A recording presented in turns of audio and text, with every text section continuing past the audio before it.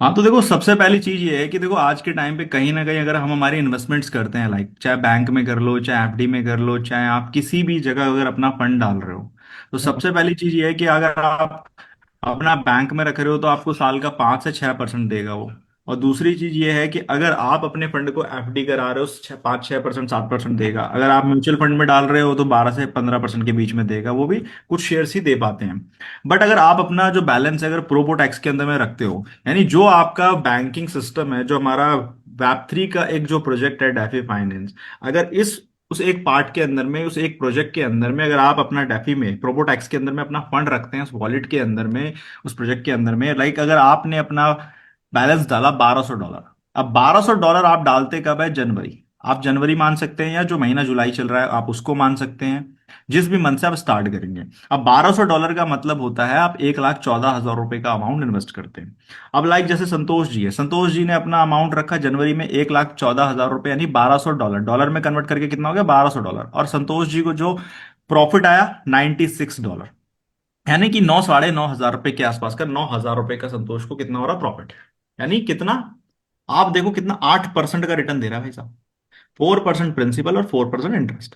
अब दूसरे महीने क्या करता है संतोष, जनवरी फरवरी के बाद में, इस $96 के अंदर में वो $4 अपनी तरफ से मिला के फिर से उसी $100 को री इन्वेस्ट कर देता है। तो वो कितना हो जाता है भाई तेरह साहब? सौ तेरह, डॉलर तो $1,300। राइट। अब $1,300 अगले महीने हमें कितना प्रॉफिट आया? 8% और बढ़ गया, यानी कि $104 भाई साहब, $800 बढ़ गए। और फिर वो अगले महीने मार्च के महीने में उस $104 में से 400, यानी कि फिर बढ़ गया 400, यानी $1,400 हो गया। $100 फिर इन्वेस्ट कर दिया। अब $112 का आया उनको पैसा। अगर यही काम वो अगले 25 महीने तक अपना प्रॉफिट आता है, आप देखो, तीसरे महीने मार्च का महीना है, मार्च के महीने में $1,400 में अगर वो व्यक्ति अगर अपना फंड में से $12 निकाल भी ले, विड्रॉ भी करे, हर महीने $100 आ रहा है, $120 आया, 20 में से फिर उसने अगले महीने डाला $100, कितना हो गया? $1,600। फिर 128 आया, 128 का जो ऊपर का पैसा है $100 छोड़ के वो निकाल रहा है, विड्रॉ कर रहा है, 20, 28, 36, 44, 52।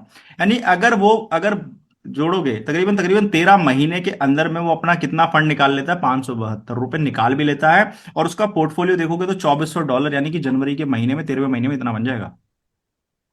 और फिर $24 का जोड़ोगे तो $192। यही काम वो 25 महीने तक करता है, तो उसका 25 महीने के अंदर आप देखोगे तो टोटल जो पोर्टफोलियो अमाउंट कितना डाला था? 1200, और कितना बन गया? $3,600। अब $3,600 यानी 3 लाख रुपए के, साढ़े तीन तीन गुना लाख होगा सीधे। राइट। और अगली चीज क्या है इसके अंदर में? 278 का प्रॉफिट हुआ। और इसके अंदर में उस व्यक्ति ने कितना विड्रॉ करा? $2,300 उसने निकाल भी लिया, 2 लाख रुपए निकाल लिया, और 3 साढ़े 3 लाख रुपए यहां पे छोड़ दिए। यानी कि जो आपने 1,14,000 रुपए का इन्वेस्टमेंट किया था, 12 यानी 12, 24, 25 महीने के अंदर में आपने 5 साढ़े 5 लाख रुपए कमा लिया, यानी 5 गुना, 5x अमाउंट कर लिया एवरीवन। आप सोच के देखो हम्म। भाई साहब, यही देखो, आप कैलकुलेट करके देखो, यहाँ पे आप 2,300 लिख लो। 2,300 का प्रॉफिट ये हो गया लाइक, और 3600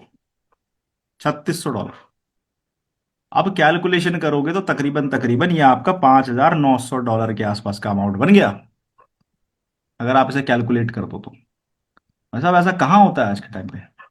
कितना बड़ा अमाउंट है ये? 5 साढ़े 5 लाख, 5 गुना अमाउंट हो गया 25 महीने के अंदर में।